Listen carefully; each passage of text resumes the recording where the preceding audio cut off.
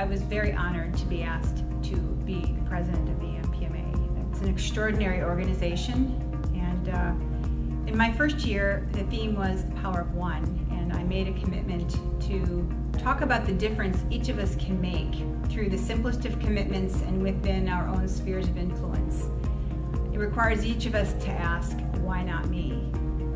Because let's face it, we're all busy, and it's easy to let someone else stand in the gap for manufacturers. Someone else can talk to the legislators. Someone else can sit on a MNSCU committee working on a workforce pilot, or someone else can talk with a young person about his or her career opportunities. My second year, this year, we're ending now, my theme was having a seat at the table, and it speaks to the utmost importance of the MPMA to participate in the conversations that shape our community, shape our policy, shape our state. From the outside looking in, manufacturing is a sector that's largely unknown and hard to engage. And most of you are busy running your own companies, and yet it matters that we participate, that our voices are heard, and that our perspective is communicated as business owners who actually produce products, add significantly to the state's economy, and provide tremendous career opportunities for our employees and the next generation. And one way we can communicate that is by stepping into the conversations that take place beyond the shop floor.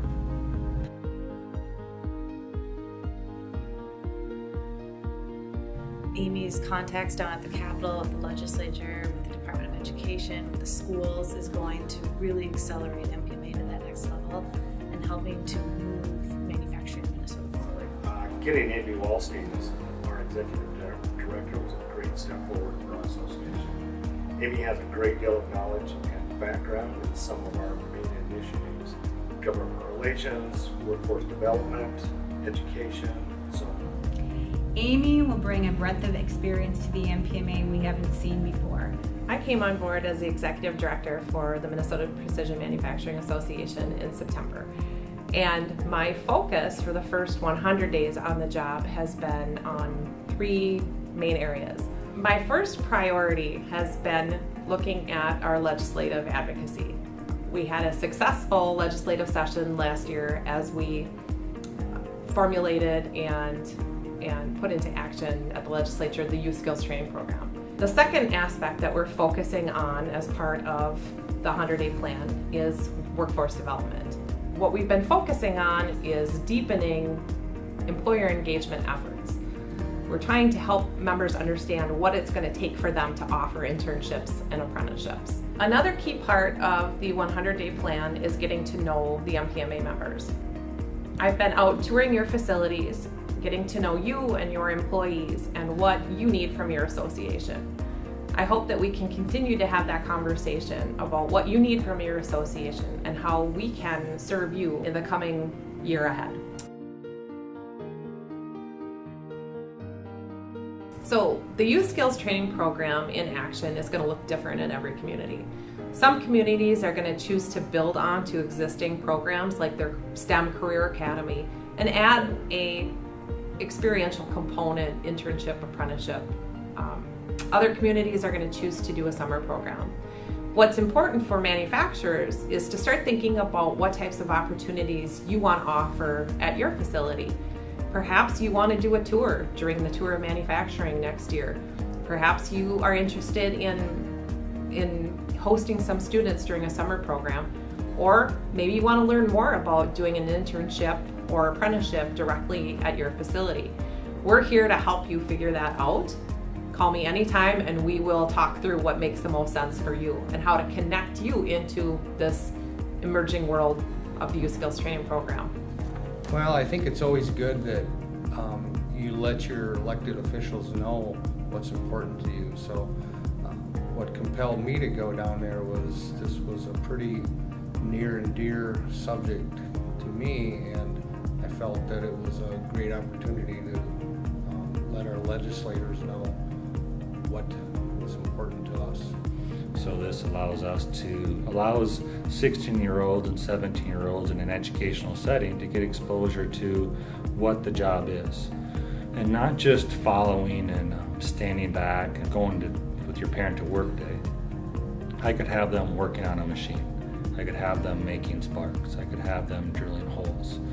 And until they can actually do it, they don't know what that feels like.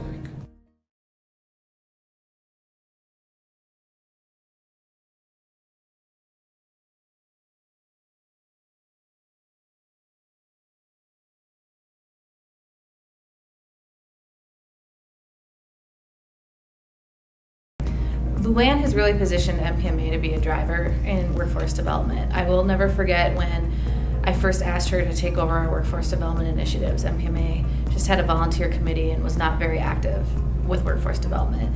And she sat across from me in my office and said, I don't really know much about workforce development, can you help me?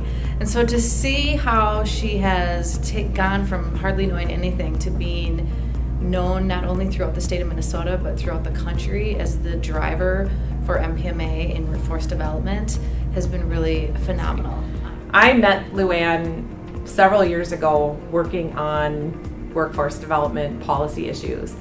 And she brings a passion to the work that I haven't seen in other trade associations. Luann's work with educators and with students has helped build the pipeline for manufacturing. It's helped build the talent pipeline for our industry, and for that we are incredibly thankful for Luann and the work that she's done over her career.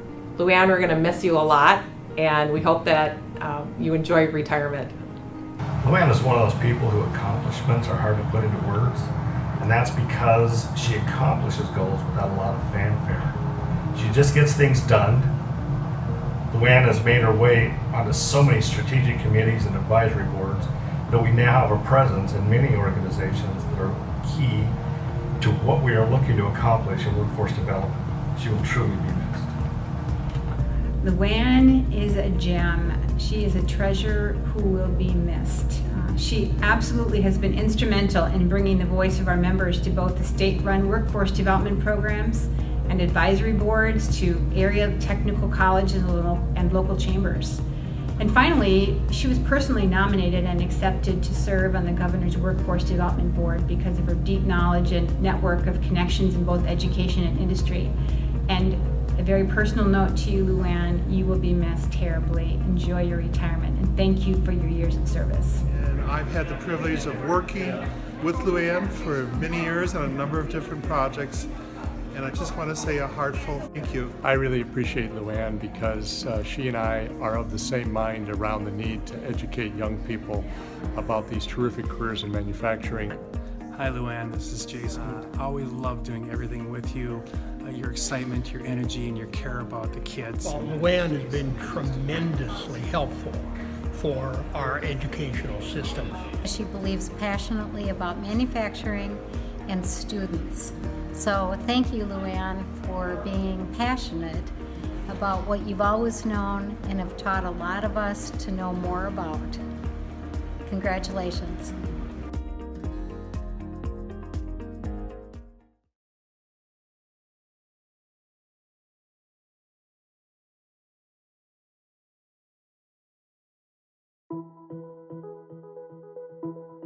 Giving back and really our foundation is making tomorrow just a little bit better than today. For ourselves, for each other, for our communities. That's just woven into the fabric of who we are. Everybody at RUBTEC has a voice. Many times our employees highlight an area that, you know, this is an area that really can use our help and we can have an impact here.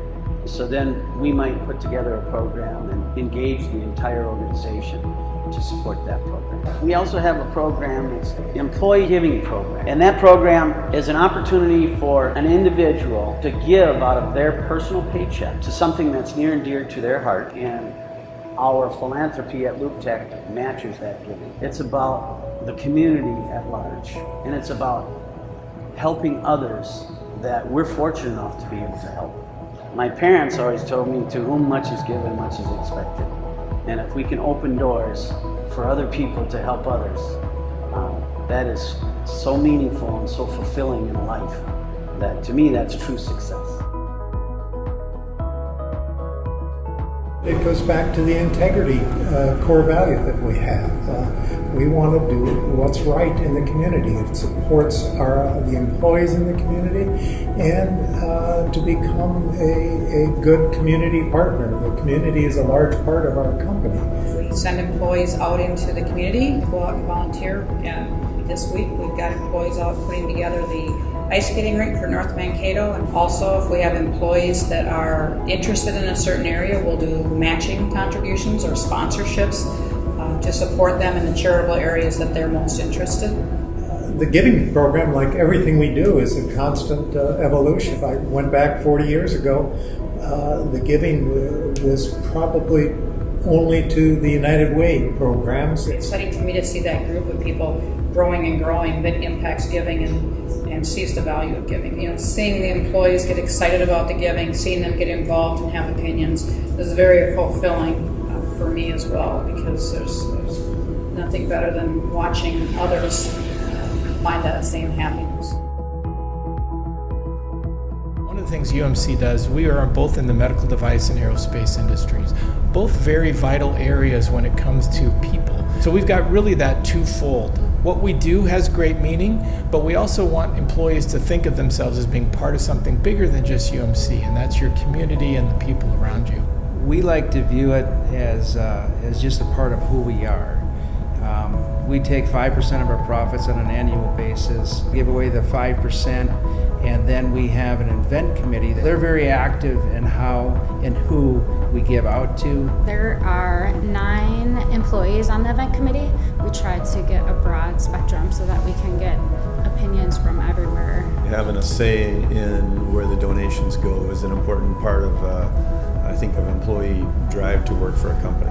I think it gives people a sense of value and of worth. We usually pick about 4 or 5 different local organizations and then put it out for a vote so that the employees also get to have a say on where the money is going to. But you're also having the opportunity to participate in your community and the greater community of Minnesota. Be part of an organization that cares that much just elevates what we all do on a daily basis. Well, we are our brother's keeper, I guess, you know, and I couldn't think of a better way to do it than through the United Way, because they approach giving from so many different ways. They're not just for one particular group of people that needs help. They cover a multitude of areas. That's something that as an individual we can't do. You know, we just can't do that, and we don't know of them in the first place. Really, most of us are just some problem away from, you know, either being homeless or losing our job and those kinds of things. And, you know, that's when the United Way can really step in and help. Part of it is treating our stakeholders well. And I think that our supporting and giving through the United Way reinforces all the other things that we do, how we treat our employees, how we treat our customers, how we try to run our business. And Roberts Automatic then doubles their money. So we do 100% match. So if you're giving money to your favorite charity and we're doubling it, that's a big deal. Immediate goal is to just keep it increasing a little bit every year, and that helps United Way do other good things.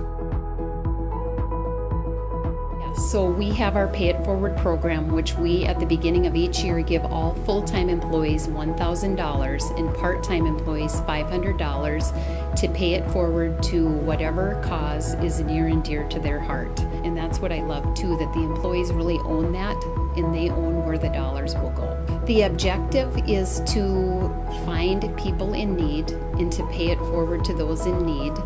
And Bell Bank is a bank, but at the end of the day, we're really trying to make the world a better place.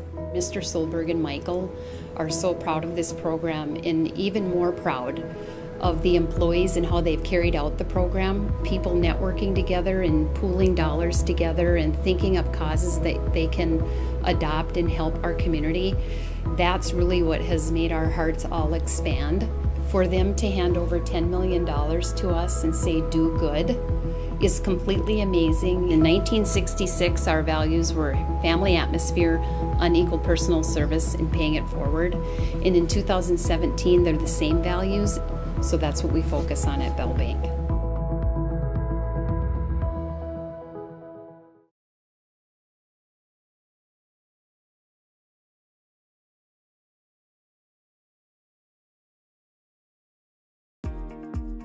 Hello, my name is Paul Duran, and I'm currently the superintendent of the Rockford area schools, and both a former industrial arts teacher and a UW Stout graduate.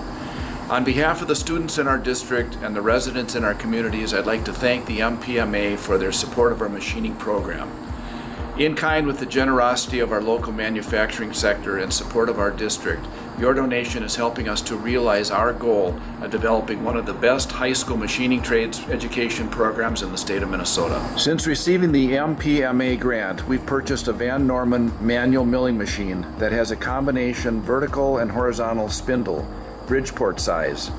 The goal is to have 6 manual mills and 6 manual lathes to complement our CNC mill and CNC lathe. At the same time, we purchased a LeBlond Regal lathe. This brings our count of lathes and mills to 4 each.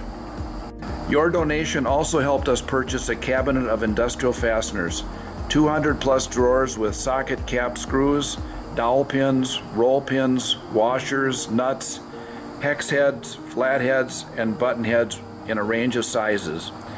These fasteners all are surplus originally from 3M Company, and we've purchased for a fraction of their market value. We also purchased a manual sheet metal punch with 25 sets of dies and a number of 3 Greenard manual arbor press. We brought 4 1-inch micrometers from retired machinists to bring our total of industrial grade measuring 1-inch micrometers to 15. The manual machines are the basic learning tools for our students to understand the concept of machining and making a chip. The fasteners and arbor press and sheet metal punch support the entry-level metals class that acts as a lead into our machining trades class, where the students will develop more advanced learning skills on our mills, lathes, and CNCs. It is the generous donation from organizations like MPMA that have made this program possible. Thank you again for your tremendous support. Our school district is proud to call you our partner in education. We are excited about the opportunities in the machining industry that await our students after gaining experiences in our groundbreaking high school program, and we look forward to our students joining the workforce at some future point. Thank you. My name is Nathan Ramsey, and I'd like to thank everyone at MPMA for awarding me the scholarship the last 2 years. This last summer I worked both here at MRG Tool and Die and at Cabela's. When I worked here, I was in the press department, and I'm currently a sophomore at Bemidji State University pursuing an engineering technology degree with a minor in project management.